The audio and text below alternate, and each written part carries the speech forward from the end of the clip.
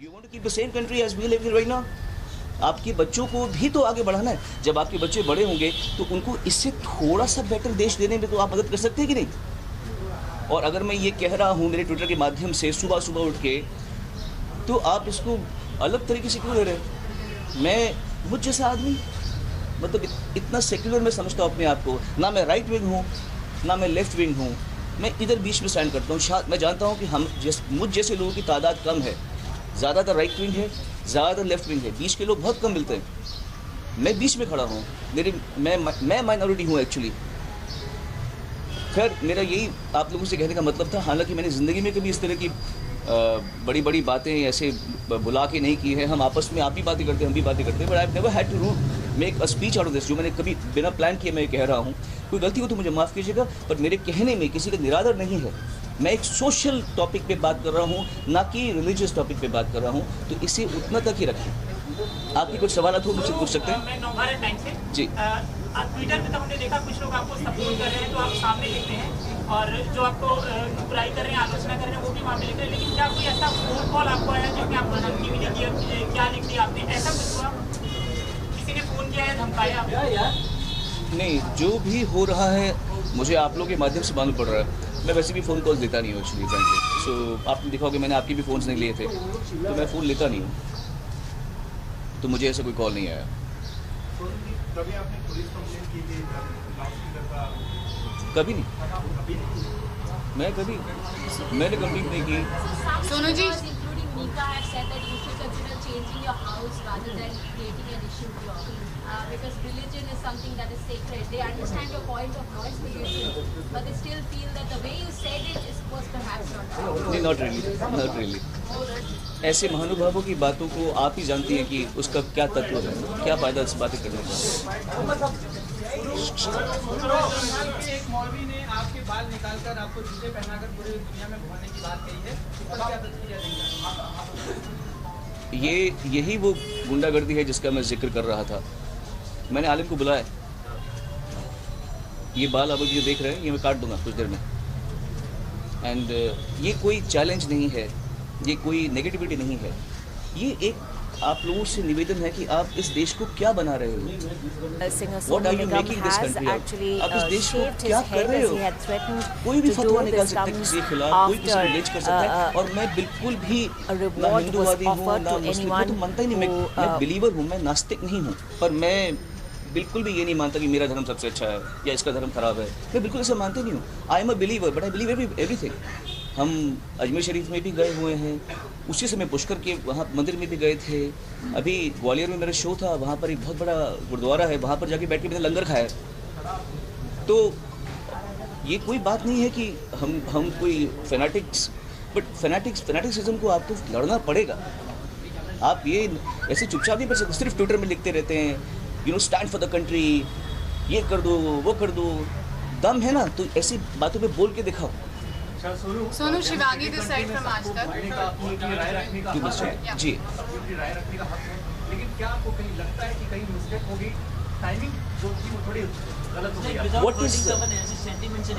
What is the right time? Tell me, क्या सही वक्त है? बिकॉज बहुत सारे मुद्दे चल रहे हैं एक साल के, योगी जी की जब से सरकार आई है 3 तलाक का मुद्दा और ज़्यादा उठा दिया गया है। उसका मुझसे क्या संबंध है? कहीं ना कहीं टाइमिंग है, सेंटिमेंट्स को मेरे ख्याल से टाइमिंग सोचना बिल्कुल लीडर ठीक के है। अलावा भी कोई और प्लेटफॉर्म था जहाँ पे ये बात है, ये मुद्दे को रख देना चाहिए। और क्या आपको लगता है कि ये सबसे बड़ा देश का मुद्दा है जिस मुद्दे को आपने उठाया है?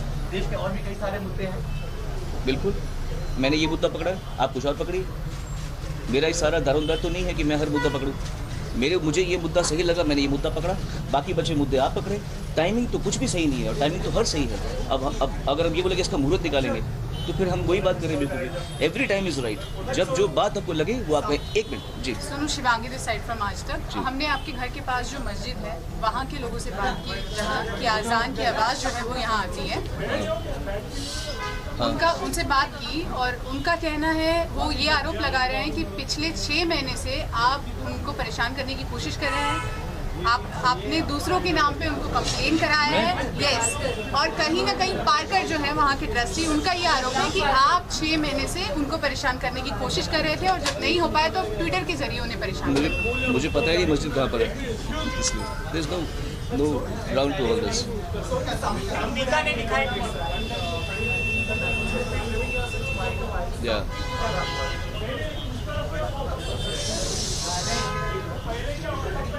I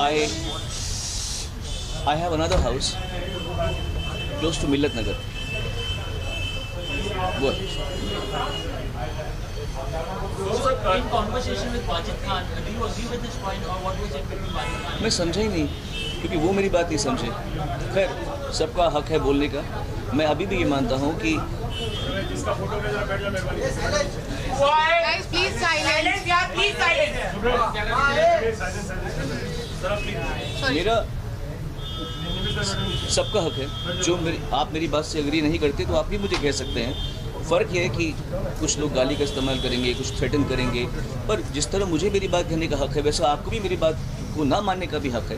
बट ये सब चीज़ें तरीके से भी हो सकती हैं, कोई बात नहीं। आई नो ट्विटर में ऐसा या सोशल मीडिया में इस तरीके से लोग रिएक्ट करते हैं, बट दैट डजंट मीन कि लोग मुझे मिसकंस्ट्रू करें, मेरी बात को गलत समझें। मैं ये नहीं चाहता, इसलिए मैंने ये प्रेस कॉन्फ्रेंस बुलाई है।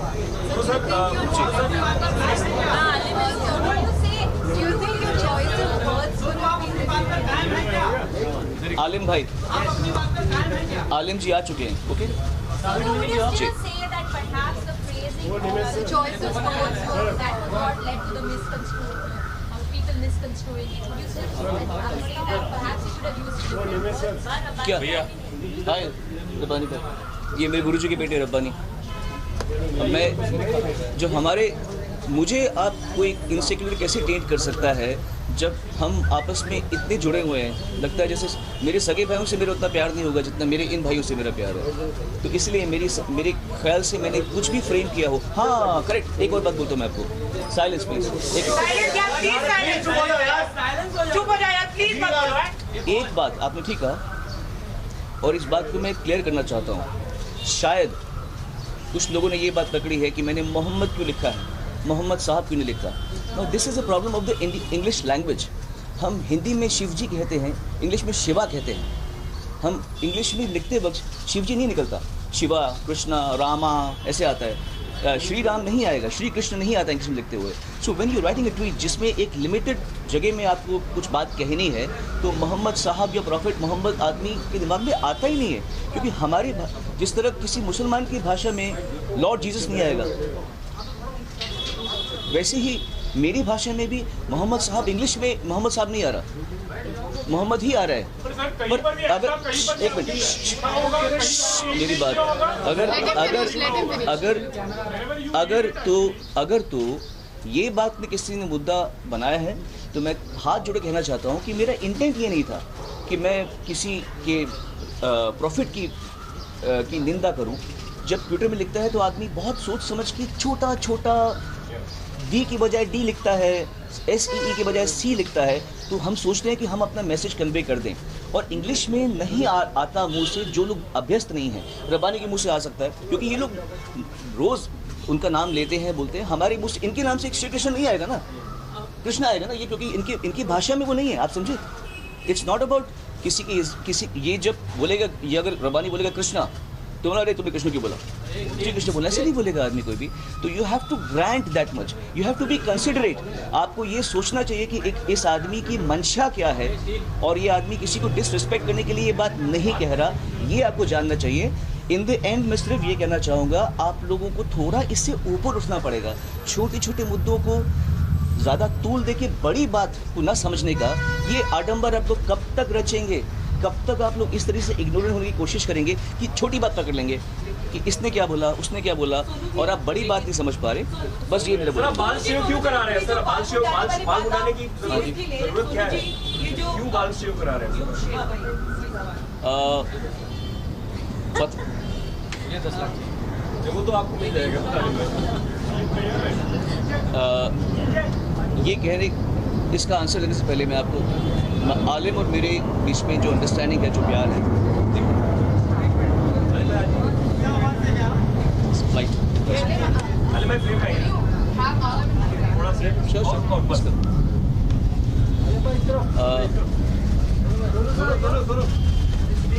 जब हम अच्छा कैन आई स्पीक ना?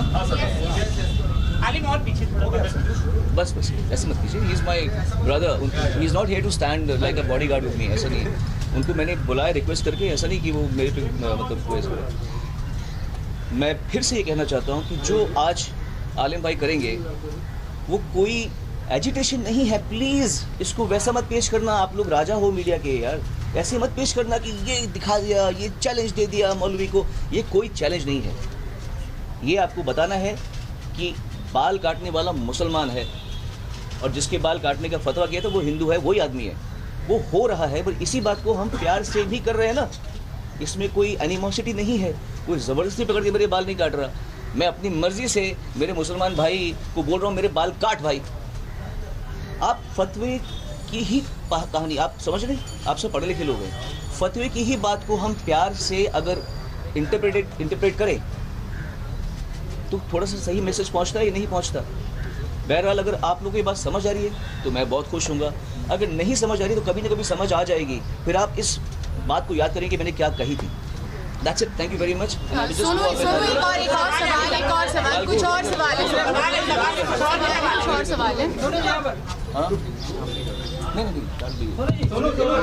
वेट यार, लेट मी आस्क.